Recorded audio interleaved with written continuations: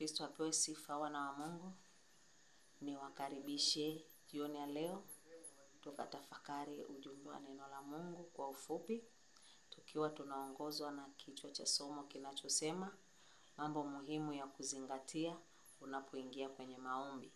Mambo muhimu ya kuzingatia unapoingia kwenye maombi. Sisi kama Wakristo ambao tunamtambua Mungu ni nani katika maisha yetu, ni lazima tuwe watu wa maombi. Jambo la kwanza la kuzingatia tunapoingia kwenye maombi ni kumshukuru Mungu kwa kibali ambacho ametupa kuweza kufika hata majira hayo ya kuingia magotini pake kwa maombi. Kwa nini tunamshukuru Mungu? Kwa sababu kuna ambao walitamani neema ya kuingia magotini kwa Mungu kwa maombi, lakini hawajaweza. Wengine wakiwa ni wagonjwa, tabani, hawajiwezi. Lakini sisi ni nani hata tumeweza kupata neema kuingia magotini kwa Mungu kwa maombi?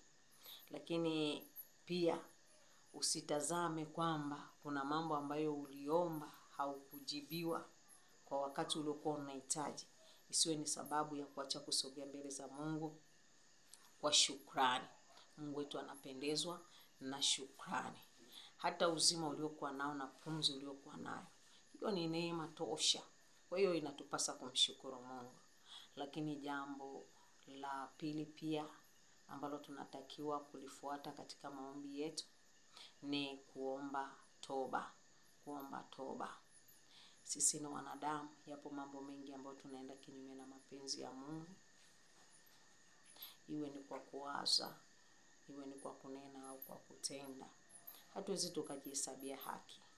Yapo mambo mengi tu ambayo tunaenda kinyume na mbele za Mungu.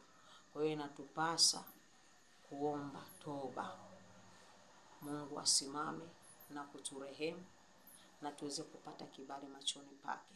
Lakini njia zetu ziweze kuwa safi kwa kujibiwa maombi yetu.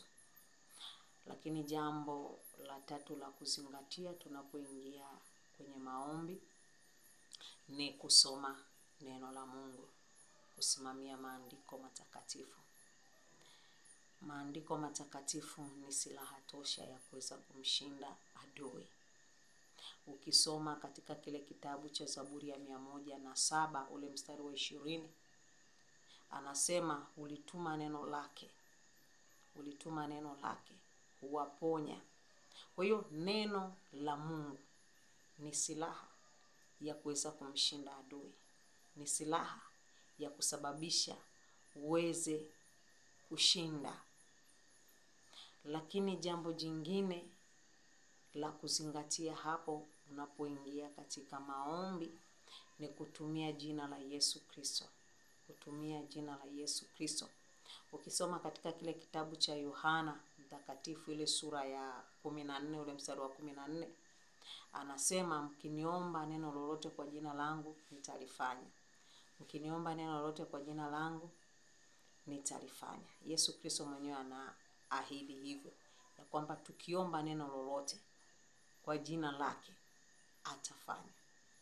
Kwa hiyo inatupasa sisi tu kusimamia jina la Yesu na liweze kutenda katika maombi yetu.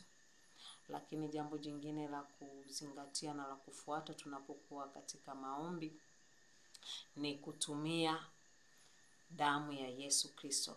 Kutumia damu ya Yesu Kristo. Ukisoma katika kile kitabu cha Ufunuo sura ile ya 12 mstari wa 11, anasema nao wakamshinda kwa damu ya mwana kondoo. Nao wakamshinda kwa damu ya mwana kondoo. Kwa hiyo tunaona damu ya Yesu ni ushindi tosha wa kuweza kumshinda adui. Kwa hiyo tuitumie damu ya Yesu kuweza kutushindia kwenye vita. Lakini pia damu ya Yesu tuitumie kuwa ulinzi wa kutuzingira na kutufunika, ili adui asipate mwanya wala nafasi wa kutuangamiza. Lakini jambo jingine ambalo tunapaswa kulizingatia tunapokuwa katika maombi ni kuomba kwa imani. Kuomba kwa imani.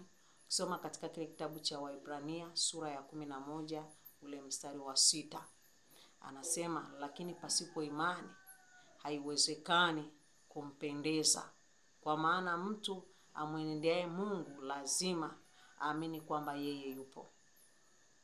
Mtu amwendeaye Mungu ni lazima yeye amwamini kwamba Mungu yupo. Kwa hiyo Mungu wetu anatazama pia imani. Kwa hiyo imani ni ufunguo wa kusababisha tuweze kujibiwa maombi yetu. Lakini pia imani ni njia ya kumwendea Mungu wetu na kusogeza hoja zetu mbele zake na aweze kutujibu. Kwa hiyo tunapaswa kuamini tunapoingia katika maombi ya kwamba Mungu anaweza.